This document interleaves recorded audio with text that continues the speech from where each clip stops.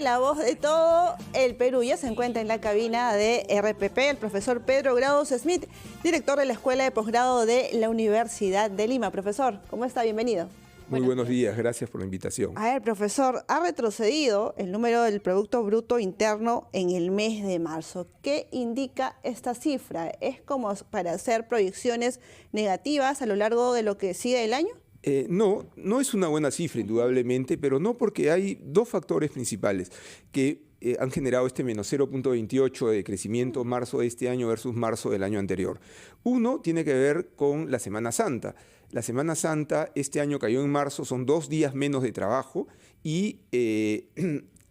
Perdón, el año pasado cayó en marzo y este año, ya me equivoqué, este año ha sido en marzo y el año pasado fue en abril. Entonces, de alguna manera eso va a generar siempre un resultado negativo. Eso se va a corregir. Y lo otro es que hay algunos sectores que todavía no se recuperan, pero que ya han empezado a trabajar. La pesca, que estaba en veda y que tuvo una caída significativa, ya está trabajando en abril. El sector manufacturero todavía tiene un camino para recorrer, pero más importante es que la cifra del trimestre ha sido positiva, 1,38.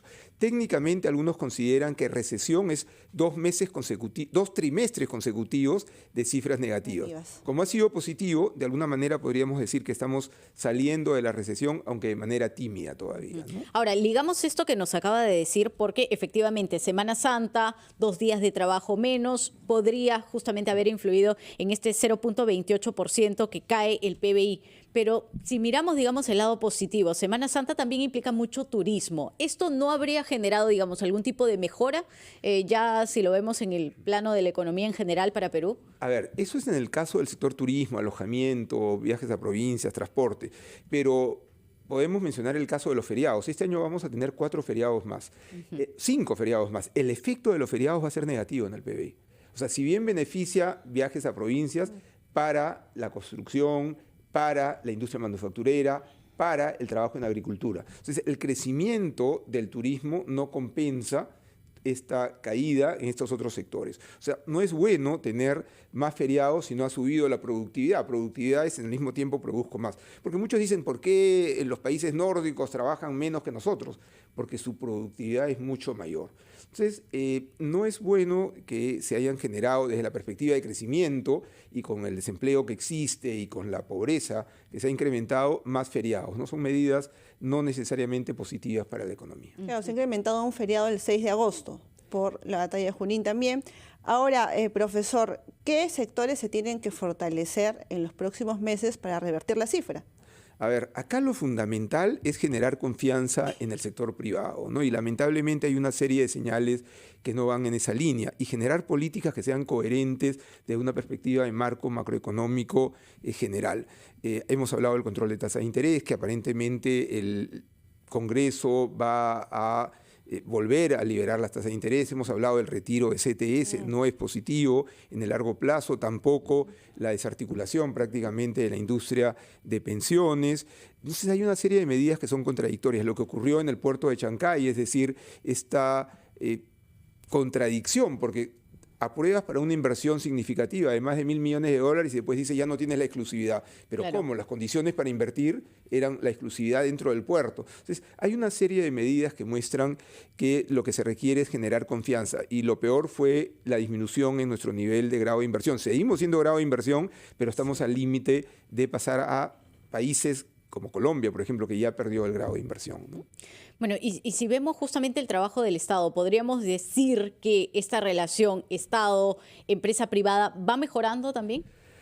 Yo creo que hay intentos de mejorarla y eso es importante, pero no al nivel adecuado. Cuando uno hace un análisis de la cantidad de normas que se han generado los últimos 30 años, es impresionante la cantidad de obstáculos que tiene el inversionista. Ojo, el gran inversionista y el pequeño inversionista para sacar una licencia de un pequeño comercio en cualquier lugar del país. Entonces yo creo que hay mucho camino por recorrer.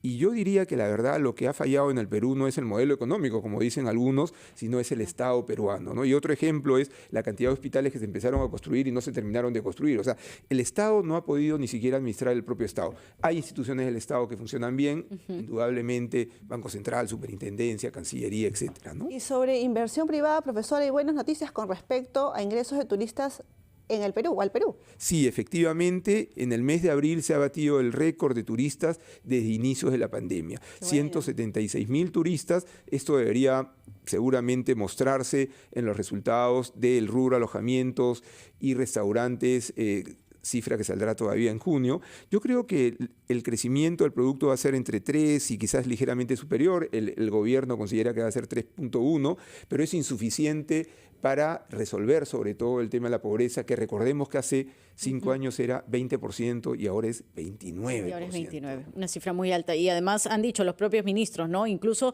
tendríamos que estar hablando de una cifra del 39%, solo que, digamos, los programas sociales han aminorado esta situación. 176.000 turistas que han ingresado.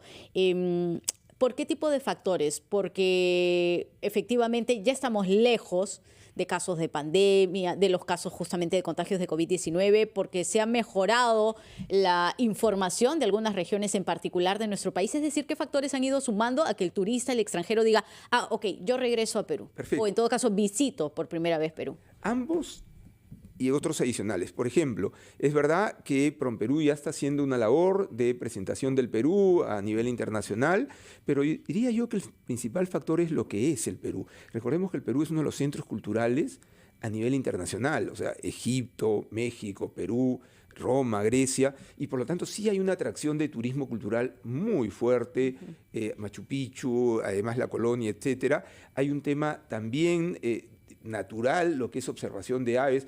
Hay un turismo de lujo que a veces olvidamos. Es verdad, los peruanos en promedio no tenemos la posibilidad de ese turismo de lujo, pero qué bien que vengan personas que pueden gastar $1.000 o $2.000 diarios para hacer turismo. Sobre todo en Cusco hay hoteles de entre $500 y $1.000 la noche, ¿no? Entonces, yo creo que ahí hay mucho por hacer y si somos optimistas, pues hay que trabajar en esas líneas en cuanto a los sectores, recuperar la agricultura, el sector turismo y sobre todo volver a incentivar la minería. Profesor, ayer finalmente se ha promulgado la ley para que se pueda retirar el fondo de retiros de CTS. Recomendaciones para quienes han decidido sacar este dinero. Bien, si se ha decidido sacar el dinero, lo ideal es ahorrarlo. Porque recordemos que el CTS es un dinero de emergencia, es para, si uno se queda sin trabajo, cubra el periodo de tiempo, 3, 4, 5 meses, hasta que uno vuelva a conseguir trabajo. Es verdad que el efecto inmediato podría ser un cierto crecimiento de la economía, porque va a ir a consumo, van a comprar televisores, van a ver las Olimpiadas, pero ese es un efecto inmediato. En el largo plazo, si uno no tiene ese ahorro de reserva, uno puede complicarse el futuro, ¿no? Netamente el pago de una deuda, el ahorro, quizá inversión en infraestructura, estudios, ¿también podría considerarse o no es lo esencial en el contexto que vivimos actualmente? A ver, en el contexto actual, lo ideal es indudablemente ahorrar. Ahora, si hay una deuda que absorbe parte del ingreso, pagar la deuda también es una alternativa importante, dependiendo de la tasa de interés. Estudiar siempre es bueno, pero en el largo plazo a futuro, ¿no? Pero recordemos que es un dinero de emergencia ante situaciones complicadas. Profesor, clarísimo. Muchas gracias por estar como siempre en la rotativa del aire.